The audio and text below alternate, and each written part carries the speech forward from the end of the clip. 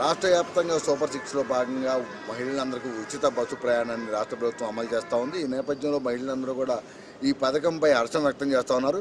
అయితే ఇప్పటివరకు రాష్ట్ర వ్యాప్తంగా ఉన్న ఆటో డ్రైవర్లు మాత్రం ఈ పథకం కారణంగా తామంతా కూడా నష్టపోతున్నామని ఆవేదన వెలిపిస్తూ ఉన్నారు. ప్రభుత్వానికి కూడా విన్నవించారు, తమకు ఏదైనా ప్రత్యామ్నాయ మార్గం చూపించాలంటూ కూడా విన్నవించిన నేపథ్యంలో నిన్న అనంతపురంలో జరిగిన సూపర్ సిక్స్ సభలో ముఖ్యమంత్రి చంద్రబాబు నాయుడు కీలక ప్రకటన చేశారు.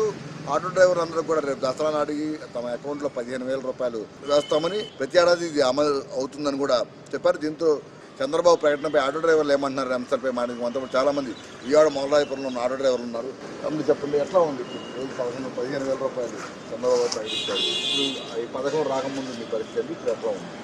ఆటో డ్రైవర్లు ఆర్థికంగా చాలా వెనకబడిపోయారు. ఆటో ఫైనాన్సులు కూడా కట్టే పరిస్థితి లేదు. చంద్రబాబు నాయుడు గారు 15,000 వేయడం మంచిదే, ఆటో వాళ్ళ గురించి ఆలోచించారు. కానీ ఈ 15,000 రూపాయలతో ఆటో డ్రైవర్ సంవత్సరం మొత్తం బతకలేడు. దీనికి తగ్గట్టుగా ఇంకా ఆటో సంక్షేమ బోర్డు ఒకటి వాళ్ళకి సంక్షేమ బోర్డు ఏర్పాటు చేయాలి. ఈ ఓలా ర్యాపిడ్ని కూడా చాలా వరకు మీరు కంట్రోల్ చేసి ఆటో డ్రైవర్ కుటుంబాలని బతికించాలి. దాంట్లో కూడా చాలా లోతుపాట్లు ఉన్నాయి. మిగతా ఉన్న నగర నాయకుల్ని, ఆటో యూనియన్ పెద్దలను కూడా పిలిచి దాని మీద పూర్తి అవగాహన చేసుకొని ఇంకా ఆటో డ్రైవర్లకి మంచి పథకాలు ఇచ్చి వాళ్ళ కుటుంబాలు బతికేటట్టు, వాళ్ళ పిల్లలు బతికేటట్టు, వాళ్ళ పిల్లల్ని చదివించుకోగలిగే శక్తి ఆటో డ్రైవర్లకు ఇచ్చి వాళ్ళకి ఉద్యోగాలు కల్పించే అవకాశాలు ఈ గవర్నమెంట్ చేయాలని 15,000 ఇస్తున్నందుకు సంతోషంగా ఉంది. ప్రధానంగా ఇక్కడ ఇంకా చాలామంది ఆటో డ్రైవర్లు, ఆటో యూనియన్ నాయకులు కూడా ఉన్నారు.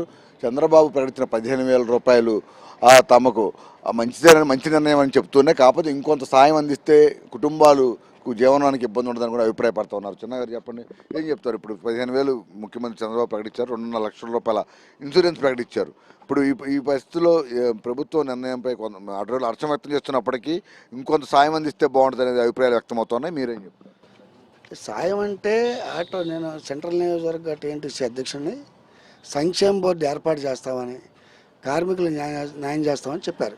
దాంతోపాటు చంద్రన్న బీమా కల్పిస్తాం, 5 లక్షల రూపాయలు ఫ్యామిలీకి, కుటుంబానికి ఇన్సూరెన్స్ కల్పిస్తామని చెప్పని డైరెక్ట్గా చంద్రబాబు నాయుడు గారు మాట్లాడారు. దానిలో భాగంగానే ఏం చేసినా పేదలకి మేలు చేసే ప్రభుత్వం ఏదైనా ఉందంటే తెలుగుదేశం పార్టీ, నారా చంద్రబాబు నాయుడు గారు. దాంట్లో భాగంగానే ఈ 10,000 సరిపోవని 15,000 ఆ రోజు చెప్పారు.